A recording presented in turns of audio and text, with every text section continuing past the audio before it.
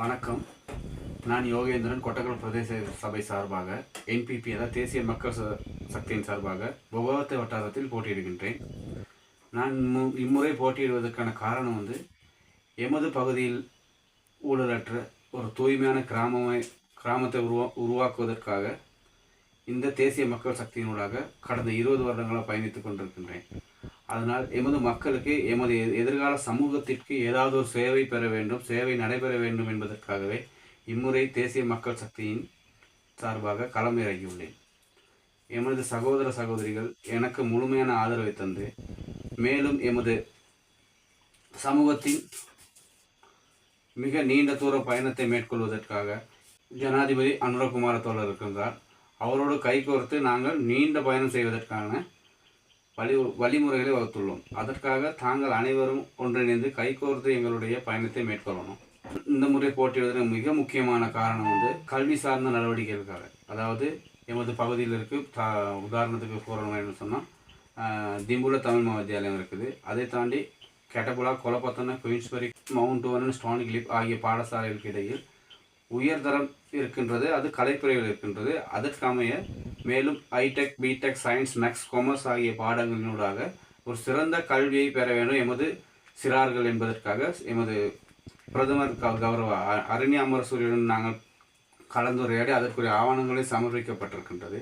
அந்த ஆவணத்தினூடாக எதிர்வரும் காலத்தில் எமது பாடசாலை திமுல பாடசாலை தரம் உயர்த்துவதற்கான வேலை திட்டங்கள் நடைபெற்று கொண்டிருக்கின்றது. அதேபோல் மேலும் எமது வைத்தியத்துறையில் நாம் பின்னடைந்து காணப்படுகின்றோம். எமது திமுல வைத்தியசாலை தரம் உயர்த்துவதற்காக சகல நடவடிக்கைகளும் மேற்கொள்ளப்பட்டு உள்ளது. அதேபோல் நான் பொகவத்த வட்டாரத்தில் மிக முக்கியமாக போட்டியிடுவதற்கான காரணம் எமது கல்வித்துறை மேம்படுத்துவதற்காக. அதாவது பொகவத்த பகுதியில் சரியான மின்விளக்கு கிடையாது. லைப்ரரி அதாவது வாசிக சாலை எமது கொட்டக்கலை பிரதேசத்துக்கு உட்பட்ட கொட்டக்கலை பகுதியில் மாத்திரம்தான் வாசிக சாலை அமைக்கப்பட்டிருக்கின்றது.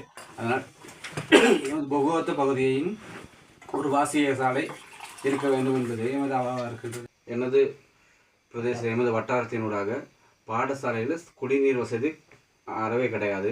அதே போல் கழிவறையும் கிடையாது. அதெல்லாம் திறன்பட செய்து எமது பகுதிக்கு சிறந்த ஒரு கழிவறை, அதாவது கொட்டக்கல் பிரதேசத்தினூடாக கழிவறையை மேற்கொள்ளணும். அதே போல் திடீர்னு லயங்கள் தீப்பட்டுனா சரியான ஒரு தீயணைப்பு வாகனம் கிடையாது. அந்த வாகனங்கள் கட்டாயம் இருக்குன்னு சொல்லி நாங்கள் எதிர்பார்க்குறோம். குறிப்பாக சொல்லணும்னு சொன்னால் கடந்த காலத்தில் நிறைய லயன் குடியிருப்புகள் தீக்கரையாக்கப்பட்டிருக்கு. அந்த தீக்கரையாக்கப்பட்ட லயன்களுக்கு மிக நெருங்கிய இடத்துல ஒரு தீயணைப்பு வாகனம் கிடையாது. அது எங்கே போகணும், 100 வரணும். அந்த 100 வரும்போது இங்கே லயன்கள்லாம் எரிஞ்சு முடிஞ்சிடும். அதனால் நாங்கள் பிரதேச சபையின் ஊடாக ஜனாதிபதி கழுத்தம் கொடுத்துருக்கோம், தீயணைப்பு வாகனம் ஒன்று வேணும்னு சொல்லி அது கட்டாயம் ஜனாதிபதி நிறைவேற்றித்தார் என்றிருக்கிறாரு. அதாவது கொட்டக்கலை பிரதேச சபைக்கு முக்கியமாக கேட்டிருக்கிறோம். ஏன்னா கடந்த காலங்களில் குறிப்பாக மாதத்துக்கு ஒன்று வாரத்துக்கு ஒன்று அப்படி நடைபெற்றுருந்துச்சு. அதனால் இனி வரும் காலங்கள் அந்த மாதிரி சம்பவங்கள் நடக்காமல் உயிர் சேதங்கள் ஏற்படாமல் இருக்கணுங்கிறதுக்காக தான் நாங்கள் அதை முழுமையாக கஷ்டப்படுறோம். வேறு அதை விட முக்கியமானது நான் இந்த முறை களம் இறங்குறது கல்வி நடவடிக்கைகளுக்காக. அதாவது எதிர்கால சந்ததிகள் இன்றைக்கு நாங்கள் விதைக்கிற விதை இன்னும் 20 வருஷத்துக்கு பிறகு சரியான ஒரு மரமாக செடியாக வளர்ந்து வரும்னு சொல்லி தான் கல்விக்கு நாங்கள் முதலிடம் கொடுக்குறோம். கல்வி சம்பந்தப்பட்ட விடயங்களில் முழுமையான பங்களிப்பு இருக்கும்.